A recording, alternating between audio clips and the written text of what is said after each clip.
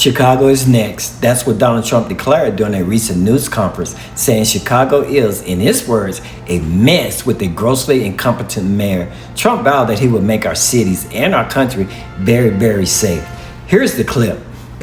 Chicago's a mess. You have an incompetent mayor, grossly incompetent, and we'll straighten that one out probably next. That'll be our next one after this. So I think Chicago will be our next, and then we'll help with New York, and we're going to help with... But here's the real question. Can a president actually do this? Can Trump just call in the National Guard whenever he decides? The short answer is not really. There's a federal law called the Posse Comitatus Act. It prevents the president from using active duty federal troops as law enforcement inside U.S. cities. That power is restricted unless emergency powers are invoked. The exceptions, a governor can request federal troops, but that didn't happen in places like California where Governor Gavin Newsom clashed with Trump, or the president could invoke the Insurrection Act, which gives much broader powers, but that's a controversial move that's rarely used.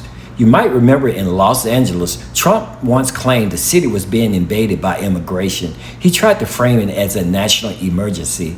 The mayor of LA actually sued the Trump administration, arguing it was an abuse of presidential power.